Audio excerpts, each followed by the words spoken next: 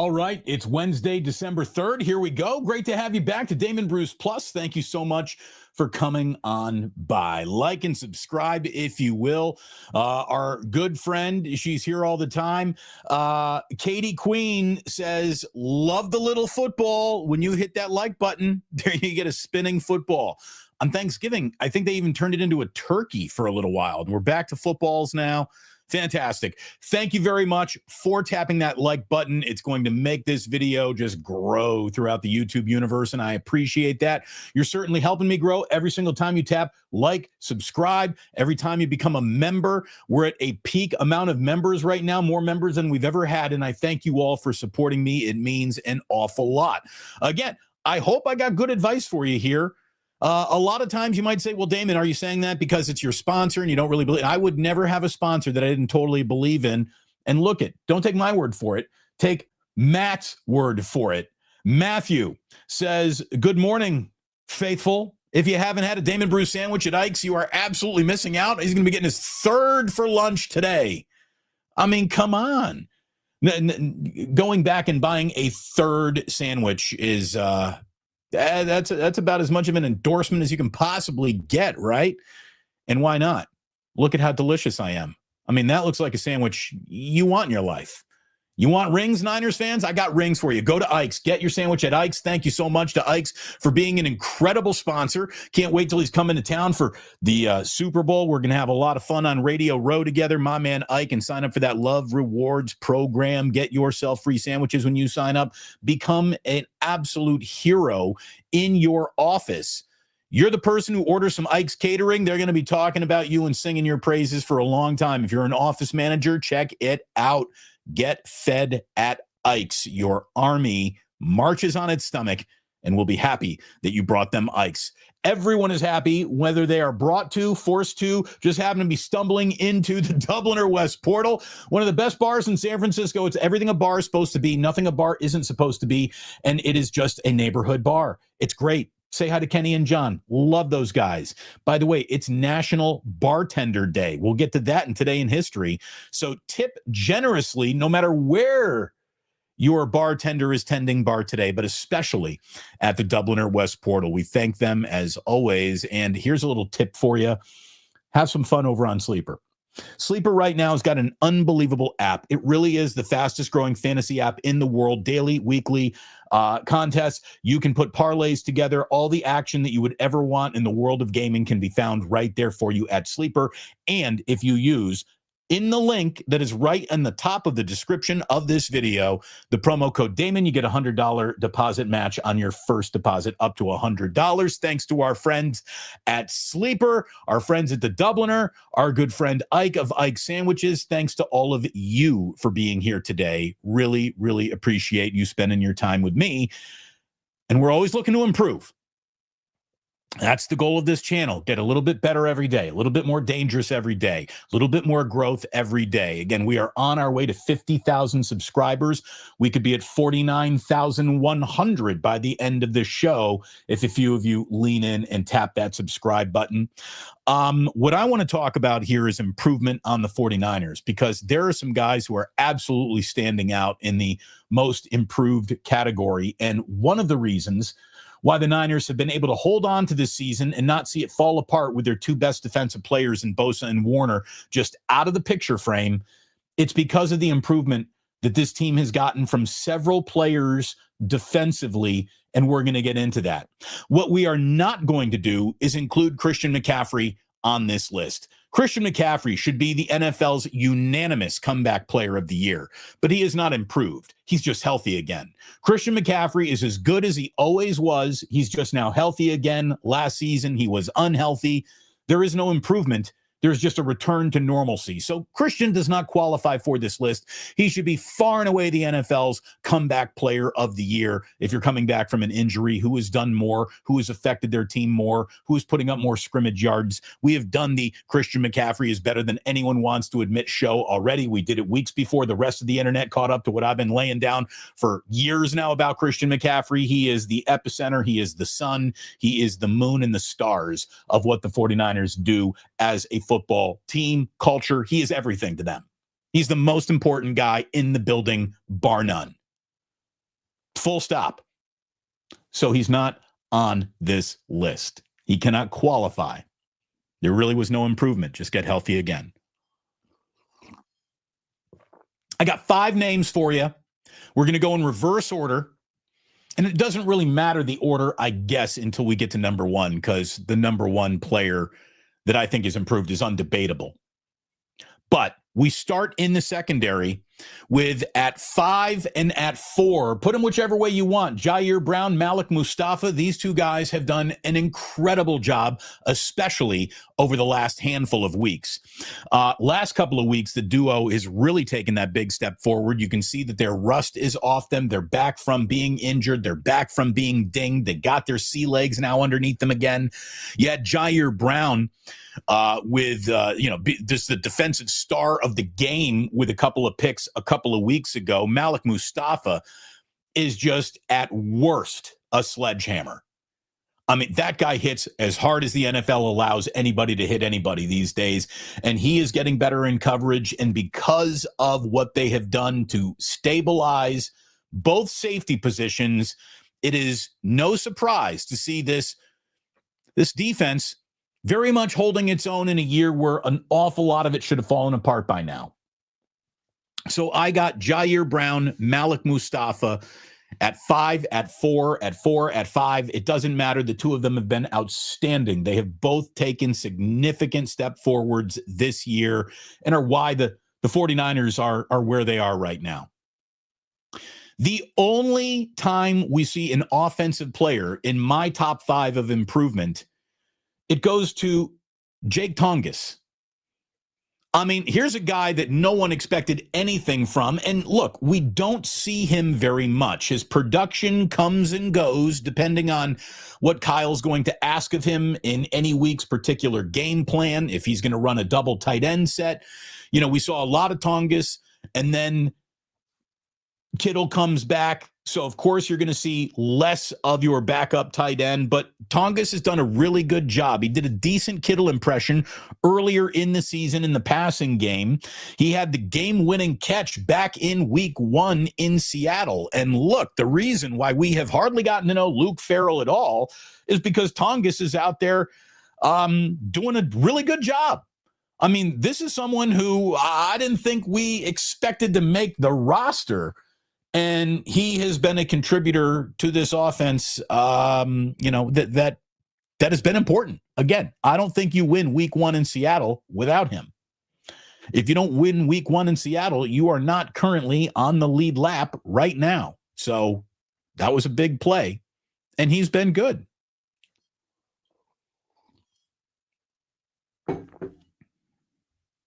I just saw this out of the corner of my eye. I'm going to stop the list for a second. Another reason why they're sitting at 9 and 4 is a lack of penalties. They are second in the league. I believe that's also known as well coached. Again, there are a percentage of people out here who would rather slap their mom across her face at dinner than give Kyle Shanahan a compliment. There's just a percentage of Niner fans who feel that way. Shanahan is having one of his single greatest coaching seasons of all time. I don't care where it ends up. As of right now, he is maybe as deep in his coaching bag as we've ever seen him. Back to the countdown. Mustafa, Brown, Tonges coming in at number 2, the most improved 49er so far this season. He is the team's leading tackler, D. Winters. The 2023 6th-round pick has absolutely found his footing in the NFL as an every down player. He's really good. He is this team's leading tackler right now. I am not saying that he is Dre Greenlaw 2.0, but he is doing a pretty good Dre Greenlaw impression. Now, he's not nearly as good in coverage as Dre Greenlaw was. Dre Greenlaw's the secret sauce of Dre's career was he was the guy who could go out and shut down Travis Kelce. Travis Kelce entering that Super Bowl when Dre Greenlaw tore his Achilles. Those are not unrelated. And D. Winters is weakest in pass coverage, but he's even improving there. D. Winters, a guy, again, who is supposed to excel and asked to do more alongside of Fred Warner. You can replace Dre Greenlaw with D. Winters as long as you got Fred Warner out there. Well, Fred Warner ain't out there. And D. Winters, again, He's in on every play. He is around every play. He is always in the frame of the tackle, whether he's making it or not. He is incredibly alert. He's great at being around the ball. He really is. And that is a skill unto itself defensively. Are you in on the play often as a linebacker? Yes or no? He comes from all over the field to be on the play. I mean, it is it's an awesome year for D. Winters. You know, he should have gone from, hey, he's really good to this isn't as good as I expected the minute Fred Warner went down. You know, Tatum Bethune should be on this list, but unfortunately he's hurt right now, so a little out of sight, out of mind. But Tatum Bethune has to step into that Fred Warner role, absolutely deserves to be on this list. But again, I wanted to keep it to 5, and I already made up my mind. D. Winters, awesome job this year. Incredible job. Sip of the day. A little choke of the day right there. Hold on. Excuse me. All right. Here we go.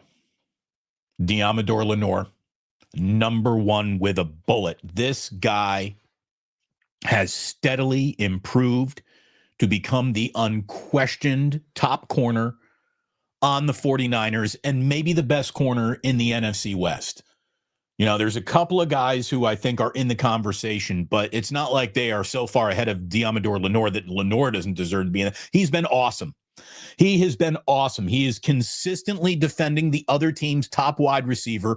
He is doing a hell of a job to the point that people are saying Renardo Green's having a bad year when he's really not. Renardo Green's just getting picked on an awful lot more because nobody's coming at Deommodore Lenoir. Deommodore Lenoir shuts down your number 1 guy each and every week. He does. He's been fantastic. He's leading the team in interceptions. He is absolutely the dog that this team needed in its secondary. Everything about the way he goes about his business, the way he studies, the way he mentors, the way he compliments his coaches. This was the only guy who had anything nice to say about Nick Sorensen last year, by the way. Deommodore Lenoir is an outstanding football player. And maybe, in my opinion anyways, the most improved San Francisco 49er there is. And if we're really talking about who are you in terms of top 5 at your position in the league, there aren't too many guys on this team right now, as they're constructed right now, as they're healthy right now, who qualify for that. George Kittle, top 5 tight end in this league, that's easy. Trent Williams, top 5 left tackle in this league, maybe closer to 5 than 1 now, but he's still in that conversation for sure. When Fred Warner is healthy, I think he's the best linebacker in football, but he ain't healthy right now, so he's not on the list. Deommodore Lenoir, I think, is a top 5 corner in the NFL. Now, you could say that there are guys with better pro football focus grades. I'm just talking about what I'm looking at week in, week out. What's this guy doing to the other stud wide receiver? They don't do much on his watch, man. They really don't. Other guys might have more better grades, better pro football focus scores. I don't give a shit. My own 2 eyes are telling me this guy is A+, absolutely A+. You know, who else on this team definitively top 5 at their position? Just one other guy, Christian McCaffrey, and that would be it. That would really be it.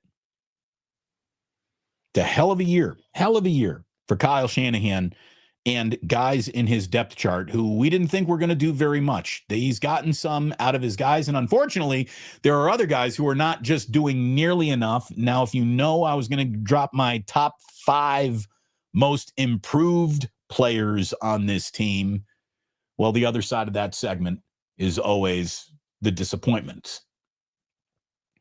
Hey, it's the bye week. I want to be positive. Why wouldn't you be positive about where the Niners are? They're exactly where they need to be. I'm not trying to dump on anybody during a bye week, right? Nobody's done anything wrong this week. But if we had to put together our disappointing list, I got one. And the first one I'm going to start with is probably a little bit unfair because, you know, the first list was about who were you last year, who are you this year, and you've certainly improved. It's hard to say a rookie, you know, hasn't improved from last year because we don't even know who he was last year. But I got to tell you, on my list here, I got Jordan Watkins. Now, whether this is Jordan Watkins' fault on him or it's the coaches or whatever, I don't know. But it is absurd that they spent such a high draft pick on this kid, and nobody is like log jamming up the concept of I'm an irreplaceable wide receiver on this football team. Not one. Not one. How is Jordan Watkins supposed to make a case that he's going to be somebody in this league when he can't even be somebody on this team, when this team is desperate for somebody who can actually play wide receiver? Beyond Juwan Jennings, these guys can't catch a freaking cold. Jordan Watkins not being able to crack the worst wide receiver room in the league is a little bit of an indictment on what his season might be, what his career might be. How can you not stand out on a team devoid of standout wide receivers if you're ever going to be a standout guy? Hey, it's tough being a rookie wide receiver, probably a little unfair. We hardly seen him. We do not know him, per usual. Shanahan loves picking wide receivers and running backs that you then never actually see in a football game.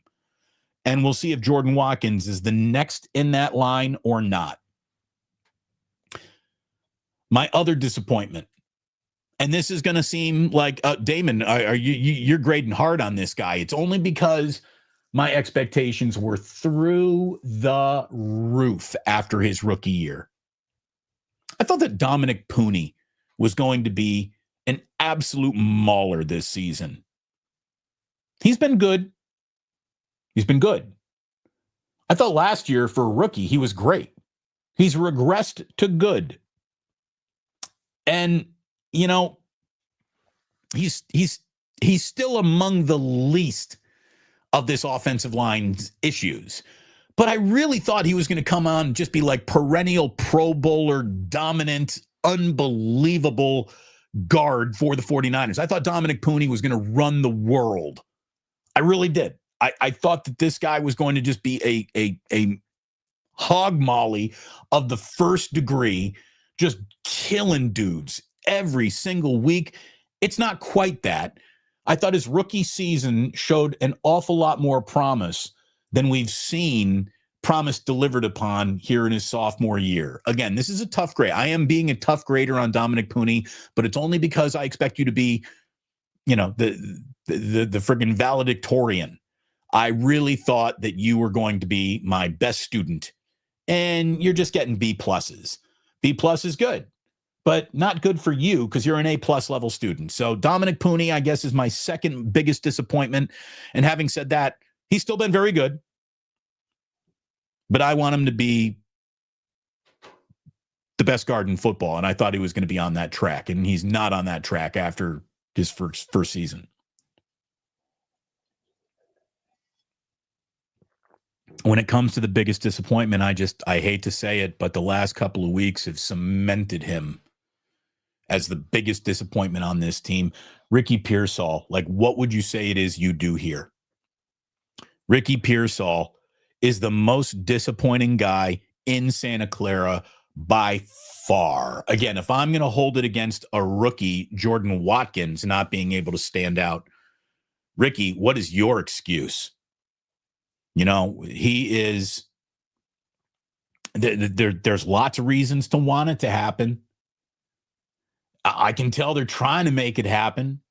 In training camp, he looked fantastic. The minute the green light went on, Ricky Pearsall hasn't stacked two good games together yet in his career, I don't think. The guy is just invisible. He is a non-factor. And to be a first-round wide receiver who does nothing all the time, like it's... how could it be worse? Well, he could be oft injured. Well, guess what? He is. Always disappointing, never helping, oft injured. Ricky Pearsall is the biggest disappointment on this team. Now, we could talk about Brandon Aiyuk, and we will in a little bit because I got compliments for the 49ers culture and what a weird outlier Brandon Aiyuk is in the overall culture of this team. But, you can't really disappoint me if you haven't done anything. And, Brandon Aiyuk hasn't been involved in any element of this season. So just screw that guy, I guess. Not on the list. Out of sight, out of mind for him. But Ricky Pearsall, dude, I hate to say it. You stink.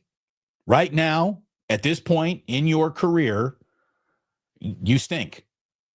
If you're going to do something other than being a total non-factor, 0 catches, hardly a target, the Niners could really use that in the final month of this season because they're desperate for someone other than Juwan Jennings to do something at wide receiver.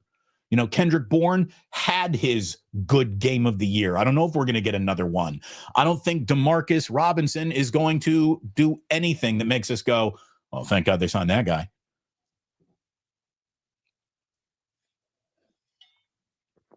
This team's best wide receiver is its tight end, and then the second best wide receiver is its running back, and then its third best wide receiver is maybe its fullback.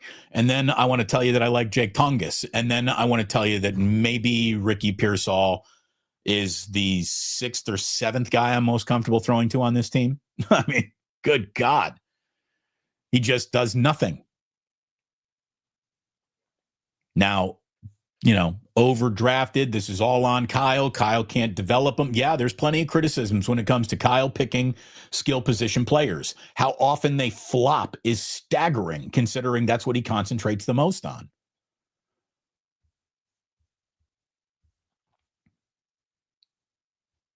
But again, let's keep it positive. Let's keep it positive. It's the bye week. Oh my gosh, I just picked a little scab here on my arm and I'm bleeding. I didn't even realize that was much of a scab to pick. Oh my gosh, I'm bleeding. Hold on. First aid. Here's my first aid kit. I'm just sitting here talking to you, talking about some disappointing wide receivers, and all of a sudden I brought myself to blood. You made me bleed my own blood.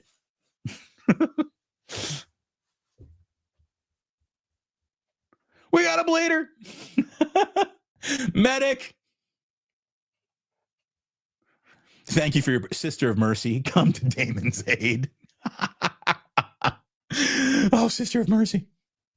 Oh, by the way, we got our man Joseph Ernberg coming in with a little super. Over under on a half a touchdown on the season for Ricky. Has he scored a touchdown yet this year? He's got one, doesn't he? Hold on.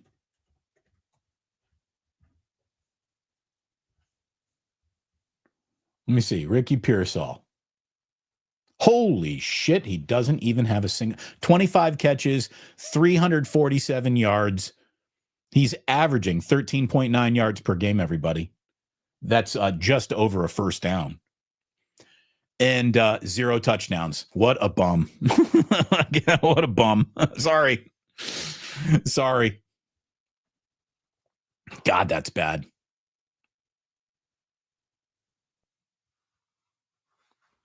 Okay. So how do the Niners get through their bye week? What's the best way to do this? What's the right way for them to go about kicking ass this bye week? Well, first of all, you just rest up, you relax, take a break from each other. It has been an absolute grind since that Seattle game all the way back in week 1 in September, and they've been on the grind constantly. There is no rest for the weary. There is no off button once an NFL season starts. You get to hit pause for a couple days during a bye, and thank God for the Niners. That is actually here now. So what are they going to do? They're going to sit around and they're going to hope that the Cowboys beat the Lions on Thursday Night Football? I mean, that would kind of snuff Detroit's season out. It would give a little life, though, to Dallas's season at the same time. But that is, the winner will have maybe a glimmer of hope, and the loser of that game, it starts to look hopeless reaching the postseason.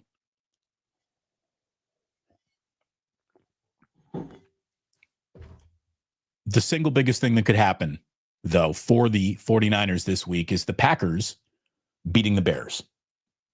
And I'm going to tell you right now, Chicago never wins at Green Bay. They don't win the game. Whoever needs the game the most, whoever has the most to prove in the moment is the team that loses the game. I would not be surprised to see the good feelings in Chicago feel a little less than good feelings after the Packers sweep them. First game is at Green Bay this weekend. Then there's a week where they both play somebody else, and then it's Packers-Bears. 2 weeks from now at Soldier Field. I could see the Bears losing both of those games, as is tradition. So, if you're a Niner fan, you're going to want me to be right about that. You're going to want me to be right about that.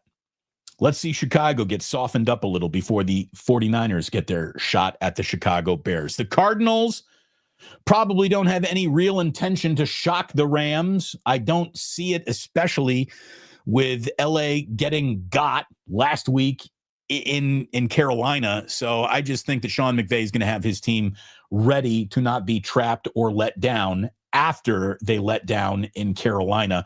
So maybe, though, division rival breeds a little familiarity. We'll see. But if the Cardinals could shock the Rams, that would really be something else. The Falcons would absolutely qualify for a Jed York muffin basket.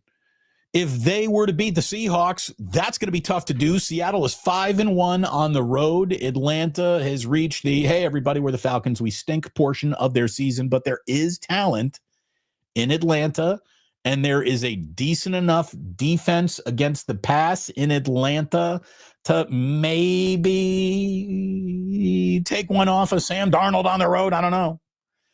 But look, the Rams are going to be favored to win. The Seahawks are going to be favored to win. So either of those teams gets upset this week, that's just gravy for the 49ers. If the Chargers beat the Eagles on Monday Night Football, that would be Jim Harbaugh doing his former team a solid. We'll see if Harbaugh and the Chargers can beat the Eagles on Monday Night Football, and that would just rattle Philadelphia to its core. It really would. So let's see what happens there. The Bucs would take a devastating loss should they lose at home to the Saints. I don't think that that's going to happen. I think the Saints are deep enough into their this year's gone wrong to be contending for the number one pick in the upcoming draft. I don't think anyone wants to go winning games they shouldn't be winning this time of the year. So I don't see that happening. Jags and Colts play this weekend. You'll pull for Jacksonville there in that game only because Indianapolis is coming up on the stick soon enough. So, soften up the Colts. But it is a feet up on the ottoman, rested up week for the 49ers. And how the rest of the league plays around them will be interesting to see. And we'll be back at it with a wake up on Monday next week. Yours truly, Larry Krueger. We're going to have a wake up for you, even though there isn't a game to wake up to this weekend. Larry and I are still going to do a wake up on Friday ahead of the bye week. My buddy Sam Batesh will be joining me at 11 a.m. West Coast time on Thursday here as we do a weekly Hey, How Are You with Sammy. Looking forward to that tomorrow. And just so you know, I'm going to go get a haircut today. If I can stop bleeding, I'm going to go get a haircut today, and so I'll look all nice and spiffy for you tomorrow. Got a little good news for Roger Craig. He is one of 3 finalists for the 2026 Pro Football Hall of Fame, along with Ken Anderson and Lee Greenwood in the NFL, alumni. They should be in by now, but they didn't get voted in, so here's our last chance to get them in. I hope it really happens for Roger Craig. You cannot talk about the evolution of the position of running back without talking about Roger Craig. He is an evolutionary step, in the old, this is a monkey, this is a man, and you get the steps in between. Roger Craig is one of those steps between running backs as you knew them and running backs as you know them now. Roger Craig is the only truly great player from those truly great 49er teams who, for whatever reason, isn't in the Hall of Fame. That should be corrected, and I hope it happens.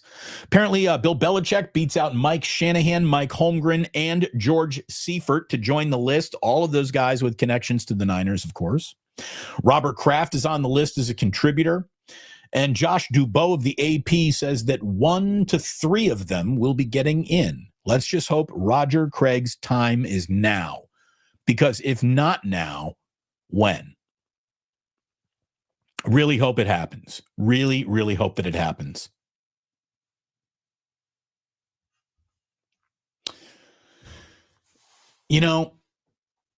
It's funny how many people seem to just like openly rebel against Kyle Shanahan as the 49ers coach. I know he hasn't delivered what you want the most, a Lombardi trophy yet. He's been close twice, and I think that getting closer is, more frustrating to people than it is reassuring. I don't really know why, but it is. The 49ers, regardless of what you think, what they have or have not won, they've got a good culture.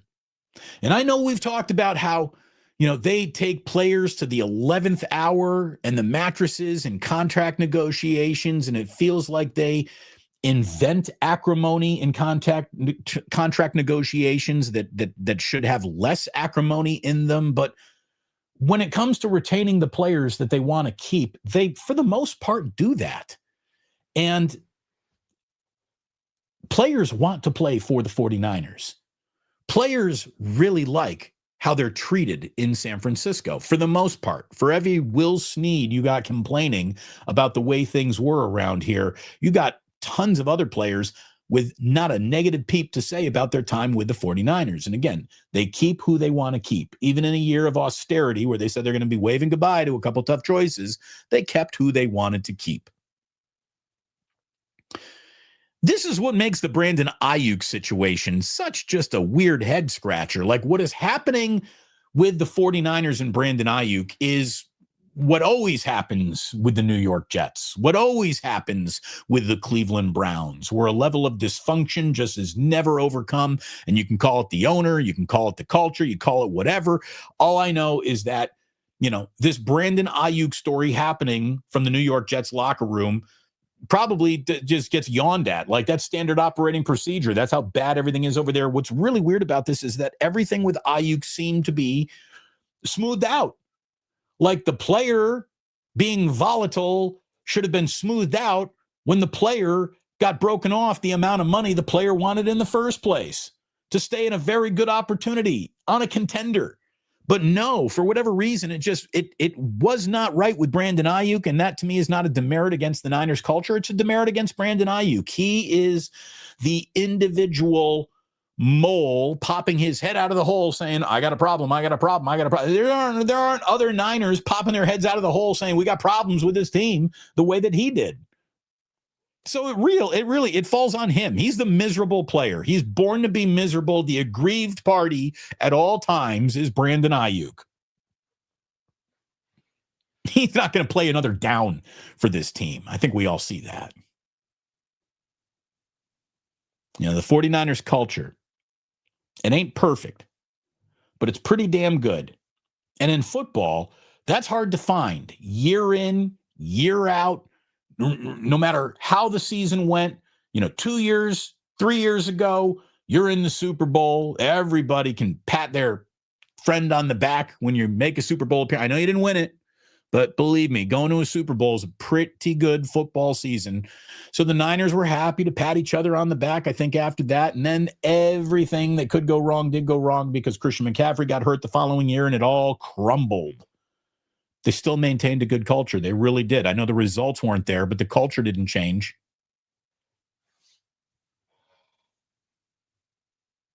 The Niners are good.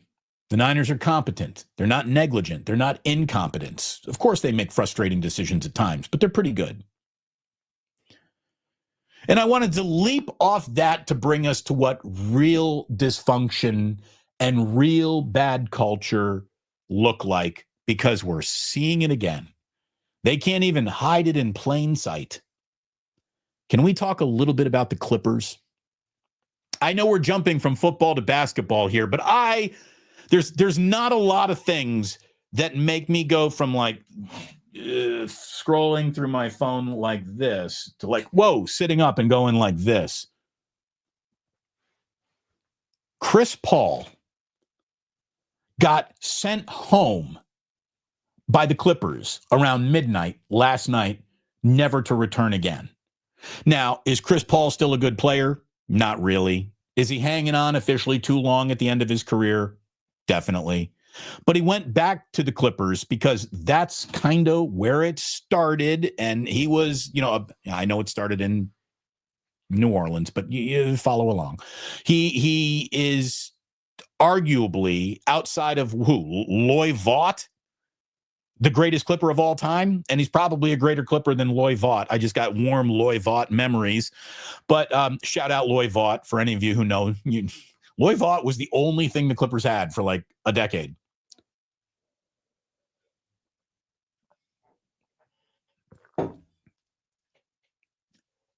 And what's really interesting about the Clippers, and we always want to trace it back to, well, it's the owner.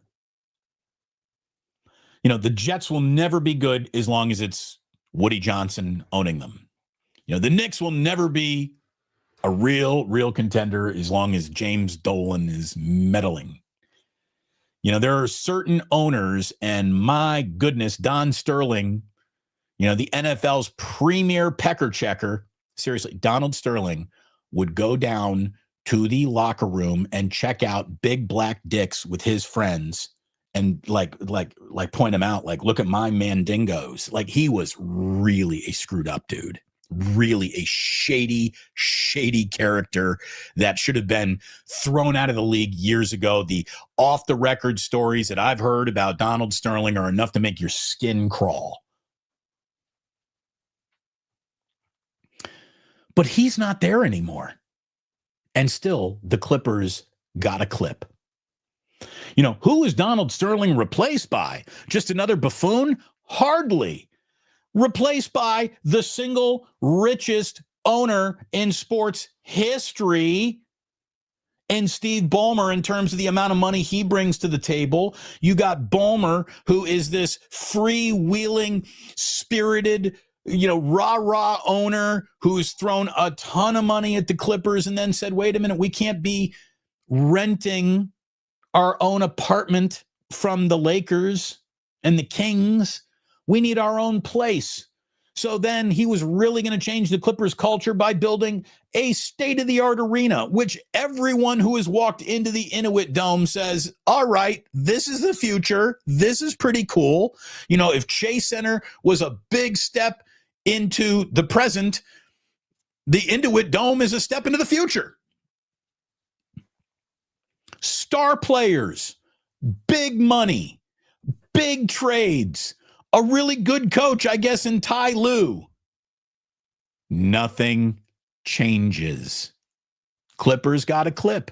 And it just makes you realize that some teams are cursed. No matter who you bring in, they're just cursed. Like, there's just bad juju, period. Now, apparently Chris Paul and Ty Lue had reached the they're not talking to each other portion of their career. So a point guard and a head coach can't be on a I'm not talking to that guy level relationship.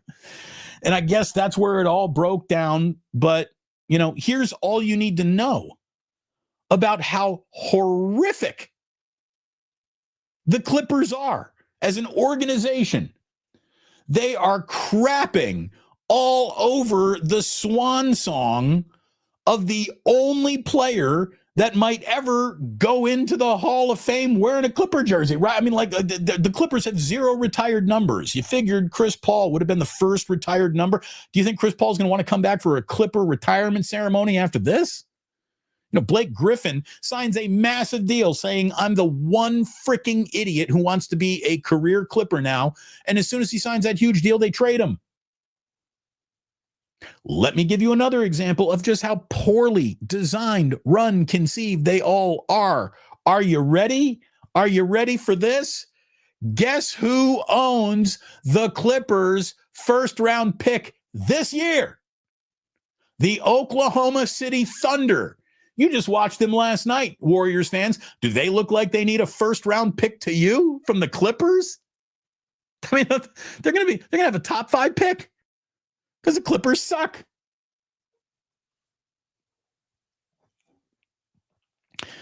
You can't even call it the owner. It's not even Pecker Check and Donald Sterling anymore. You can't call it the building. You can't call it the second-class citizen. You can't say that they didn't spend. You can't say that they haven't been active. There's just nothing that the Clippers can do to stop being the Clippers. Change your jerseys. Change your colors. Change your logo. It doesn't matter. Change your court. Change your building. Change it all. Nothing ever changes. I mean, there are very few teams that are quite like that. Like the New York Jets. They'll never get it right. We know that there's nothing the Jets can ever do to overcome being the New York Jets. They can't do it. Can't do it. Change the names, change the decision makers, change the players, the coaches. Nothing changes. Look at the Cleveland Browns. From Deshaun Watson to Shedeur Sanders to Dylan Gabriel to they can't, no matter what they do. They got Myles Garrett. They still can't get it right. They can't sniff 500 ever. I mean, they just permanently suck. You know, but for a day of Bernie Kosar, they suck all the time.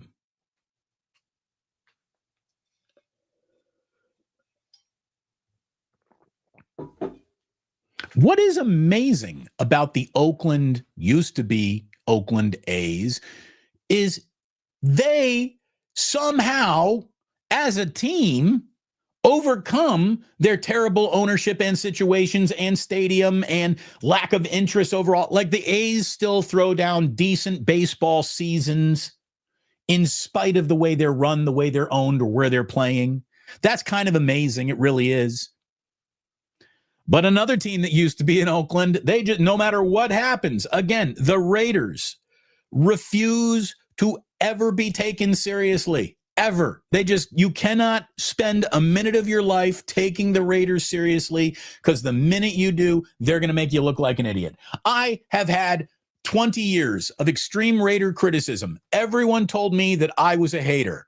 Nope. As we look back now on those 20 years, I was right. Your team has perpetually sucked for 20 years, but for 1 year under Jack Del Rio, 1 year under Hugh Jackson when you went 8-8, the zenith of the Hugh Jackson era. But, it's just that no matter what the Raiders do, I thought, well, they finally got one right here. You know, he's not going to be around for very long, but Pete Carroll is going to go ahead and at least make the Raiders respectable. Oops. That's how bad the Raiders are. The Raiders are bad enough to ruin Pete Carroll.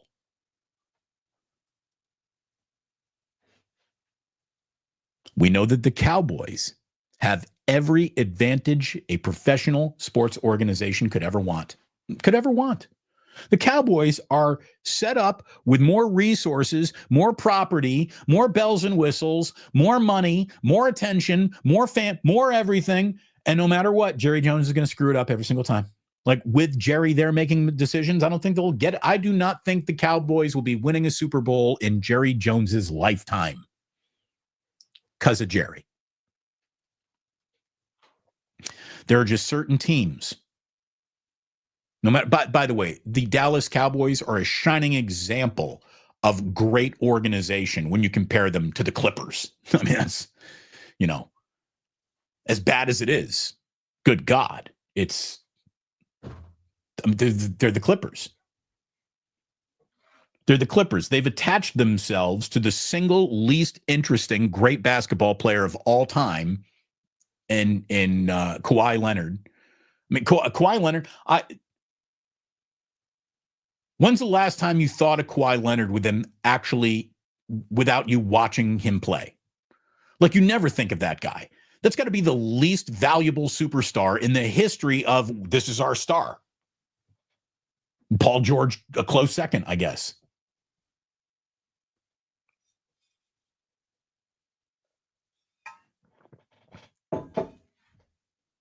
Thank you very much for being here today. Hit like and subscribe if you would, please. We're trying to get to 49,100 subs by the end of today. That'll leave us just 900 shy of our bye-week goal of 50,000. Now, I'm going to almost take this through the bye week. I figure, so when does the bye week really end? Does it end on the Sunday of your bye, or does it end when your next game starts being played? So we're going to stretch my own limitation. Maybe we do get 50,000 by my redefined what is the bye week. But it's going to take an awful lot to get there. So go ahead, lean in and tap that subscribe button, hit that notify button. We want to be a good franchise. We don't want to be the Clippers over here. Hey, other just Bay Area stuff that's going on here. I got good news for Cal fans coming out of Berkeley. John Wilner, who does a great job covering Bay Area college sports in a place where college sports just don't get an awful lot of coverage. John Wilner thinks that Oregon defensive coordinator and a guy with a ton of ties back to Berkeley, Tosh Lupoi, is going to be named the next head coach within the next 48 hours. Now, when Ron Rivera told the media that he had 14 candidates that he wanted to talk to, I thought, oh, fuck, they're going to screw this up. Like, if you have 14 candidates to talk to, that means you don't have one. Your coaching search list should never include 14 names. You should have one guy at the very top of that list and then a couple of backup plans at best. I don't think they had an awful lot of reassurances from Lupoi that he wanted the job before they let Wilcox go, but apparently the wagons have been circled, and this is very close to happening. Now, Rolovich, who has been their interim head coach and is a significant reason why Sagapolutele showed up in the first place to play quarterback, apparently he's going to stay on in a very significant role. And since he is the magnet that drew JKS to Berkeley in the first place, it is assumed that the money would be assembled and the NIL deal would be crafted to prevent JKS from going to the Big Ten or the SEC or a bigger situation.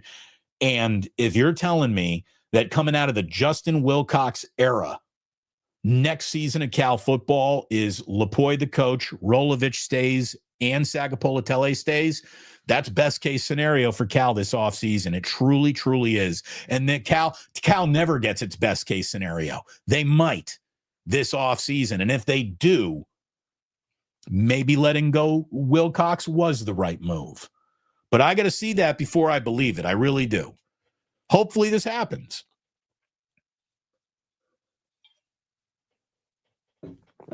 Hopefully this happens. Look at here. SRSOS2 says storm that merch store. Indeed, check out the merch store. We got mugs, we got t-shirts, we got sweatshirts, we got stickers, we got koozies. I mean, you can do all your Black Friday shopping right now in the Damon Bruce Plus merch store. Have at it, my good friends. Yeah, Christopher, 14 candidates? That's a speed dating event. Exactly. Like, here's the thing. Like, I understand you want to knock on as many doors as you can here, but you don't want to knock on that many doors. If you are, what neighborhood are you in?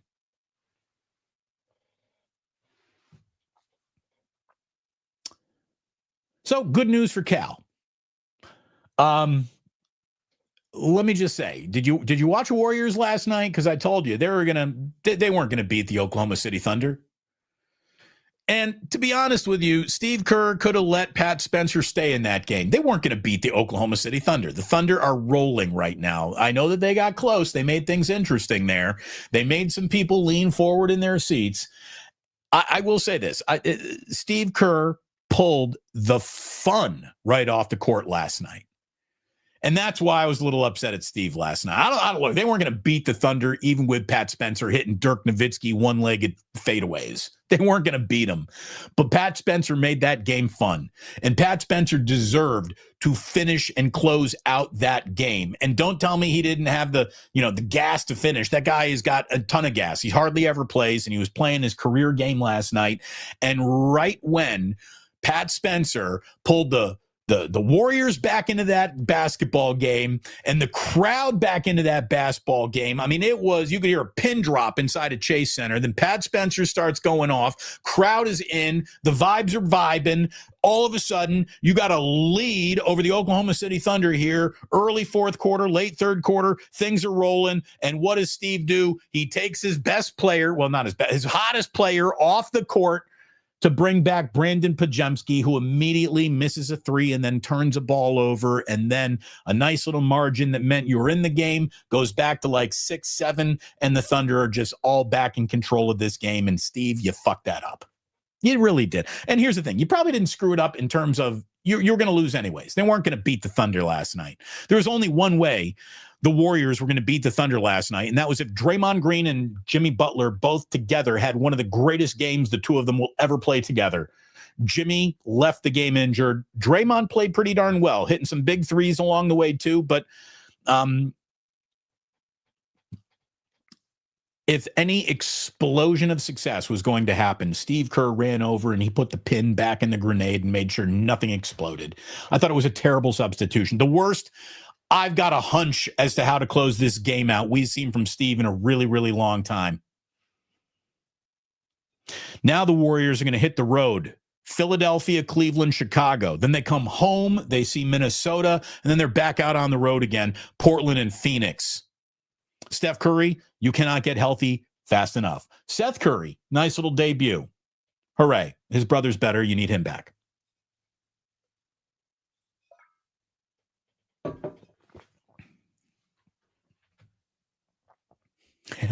Harry Balzac says, where's Larry at? Well, Harry, we do shows together on Monday and Friday mornings.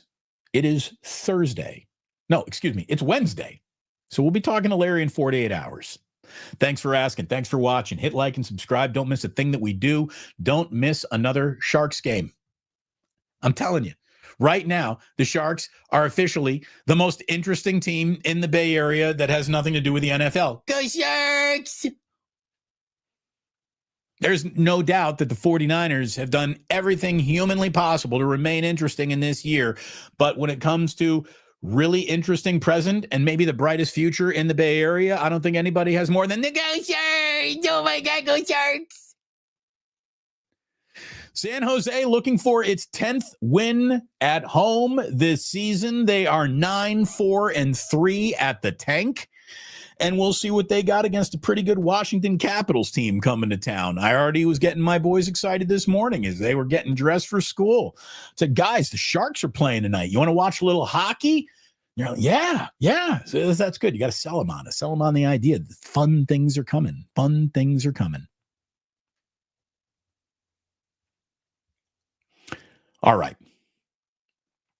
We got a little today in history, and then I got a little dedication of today's show. Today in history. Well, we start with birthdays. Well, you know, not much from a birthday standpoint today. Let me see if I didn't write many down, and I forgot to add the ages.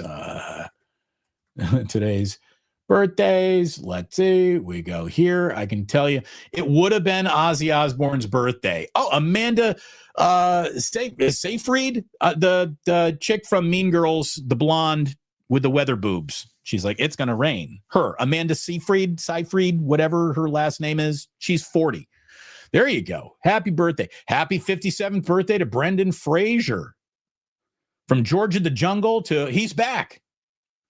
Happy birthday to comedian Tiffany Haddish. She's 46. Julianne Moore is 65. She's a really good actress. No doubt about that. What else? Anna Klumsky, the My Girl chick, who had a nice turn in Veep, by the way. She's 45 today. There we go. What else?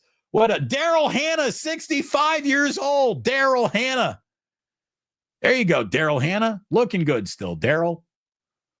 Montel Jordan, 57. This is how we do it. Still a jam. Still a jam. Happy birthday to all of our birthday boys and gals today. Today in 1922, The very first Technicolor motion picture film, The Toll of the Sea, was released at the Rialto Theater in New York City. You could go watch a full movie in color. That must have blown people's minds in 1922. Today in 1947, big day on Broadway. Stella! A Streetcar Named Desire opened on Broadway. Tennessee Williams never had to buy another lunch again. Okay. Today in 1960, again, big day on Broadway. Camelot. Camelot. Dun, dun, dun, dun, dun, dun, dun. Richard Harris was in Camelot. I mean, I saw the traveling production of Camelot, the Broadway musical. It was great. It opened today at the Majestic Theater today in 1960. I loved the Knights of the Round Table and Camelot shit when I was a kid. Loved it. Loved it. A couple of bad things, man, in the history of rock and roll. By the way, speaking of rock and roll, I got Christopher saying, Damon, have you ever listened to King Gizzard, the Lizard Wizard? I've checked them out. I understand why Fish people are in it. They're very avant-garde, kind of experimental. I've checked them out. I don't really dig them that much. All right. I'm more pro Goose than I am King Gizzard. Today in 1976, there was an assassination attempt on Bob Marley. He was shot twice. He recovered. What kind of miserable SOB do you need to be to try to take a shot at Bob Marley? Come on, man. How are you going to take a shot at Bob Marley? Who's the coolest guy in the world? I don't know the direct answer, but Bob's in the top 10. Anyways, they didn't get Bob. It would be toe cancer that would get Bob Marley. One of the darkest days in rock history happened today in 1979, where 11 people were killed in a stampede at the Riverfront Coliseum in Cincinnati. General admission seating for a Who show. The Who were playing in Cincinnati. Festival seating got everybody jammed at the gates, and then when the Who came out to do sound check, a stampede started.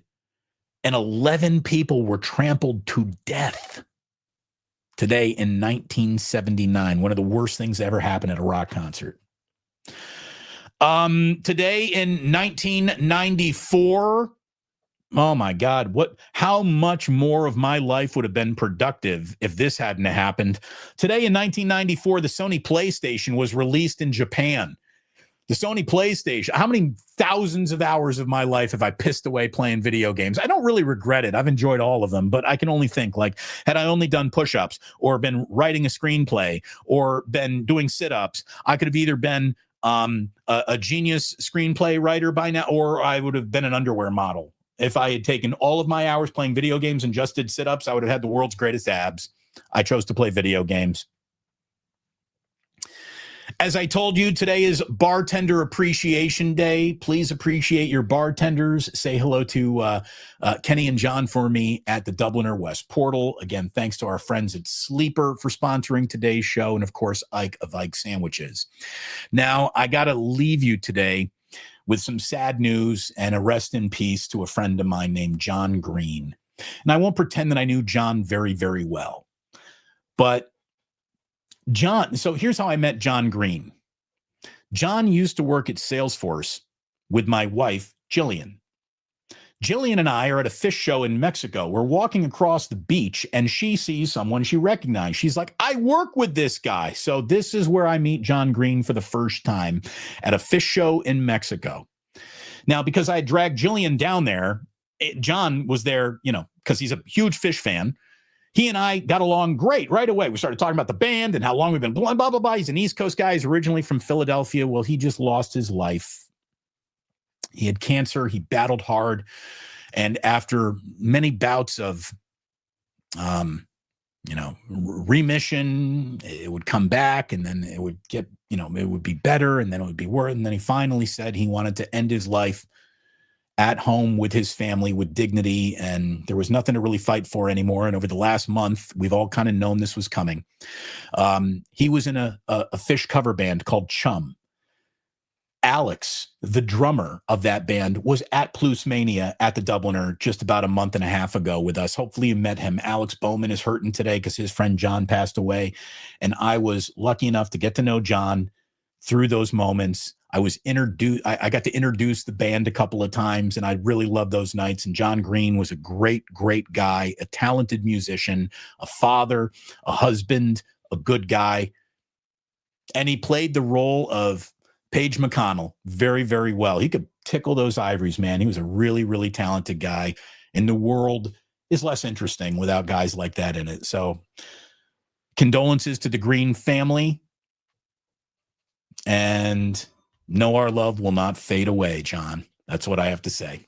Thank you all for watching today. Thank you all for being a part of this channel. Thank you for hitting like, subscribe. Thank you for supporting me by supporting our sponsors. And give someone you love a call today. Tell them that you love them, because you never know when they won't be around. Oh, by the way, Tobin P.E. comes in saying the NBA is in the doldrums, staring down darker times. Let me tell you, the post Curry LeBron era is going to be interesting for the NBA. But I'll tell you right now, this Oklahoma City Thunder team is enough to have my attention for several years, and they're going to win many titles. We're in their era right now. Thank you all for being a part of this. Thank you. And we'll talk to you tomorrow with Sammy, and I'll have a fresh haircut for you. In the meantime, please do remember that sports don't build character. They reveal it. And like that,